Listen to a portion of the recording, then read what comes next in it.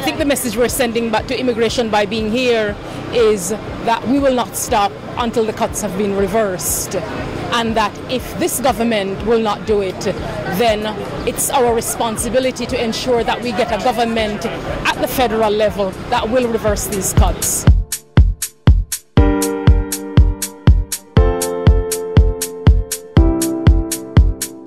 That the cuts and the changes that they're making to immigration legislation that is curtailing and limiting the ability for new immigrants and for immigrants to be here is also a policy that is not rooted in any kind of evidence, that is not rooted in any sense of fairness, and that is in fact makes it a fallacy about Canada as a place of refuge for folks fleeing human rights abuses.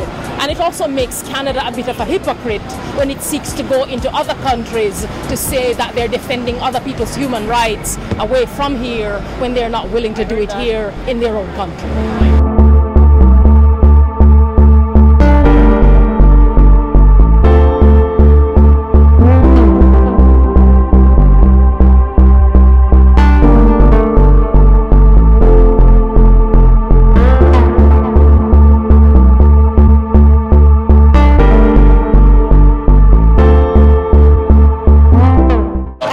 I'm a midwife working in Toronto, and I coordinate midwife volunteers at the non-insured walk-in clinic in the west end of Toronto. I think one of the biggest consequences of these cuts are that pregnant women are no longer having good and early access to comprehensive prenatal care, which we know has very severe consequences on outcomes for mothers and babies. And a lot of women who have been eligible for IFH, even with IFH, they're still not being able to get in to see physicians. Physicians are finding the cuts far too complicated to manage, and so they've just, it's too difficult for people who are busy healthcare providers. We all know that healthcare is a human right. So I want to read to you from the Universal Declaration of Human Rights endorsed by the United Nations in 1948. Article 1 says all human beings are born free and equal in dignity and rights and should act towards one another in a spirit of brotherhood. Article 2 says everyone is entitled to all the rights and freedoms set forth in this declaration without distinction of any kind, including national or social origin. And Article 25 says everyone has the right to a standard of living adequate for health and well-being, which includes food, clothing, housing, and medical care, and the right to security in the event of sickness. And lastly, Article 25 says motherhood and childhood are entitled to special care and assistance. So I have a special interest in the care of women and their babies. Our federal government in 2012, with these changes to the Interim Federal Health Program, impacted access to medical care for refugees in Canada and violated each and every one of these articles.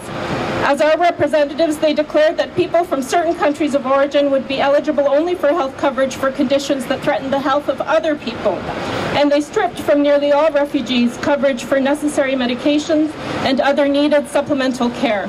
Mr. Harper, why are you presenting yourself on the international stage as a champion of health for women and children? Just last month you were hosting a global summit on maternal health, while here in your own country you denied some pregnant women coverage for needed medical care and medications. Which is it? Are you a champion for maternal health or aren't you? No. No matter what this government tells us, we will not be convinced that caring for the sick, that helping pregnant women to have healthy babies is somehow irresponsible.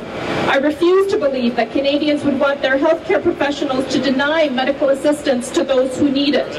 I do not question the legitimacy of people who seek safety in Canada. I question the legitimacy of our federal government when it denies basic human rights and tries to strip us of our sense of responsibility. Do you realize, Minister Alexander, that registered nurses conduct their work under a code of ethics?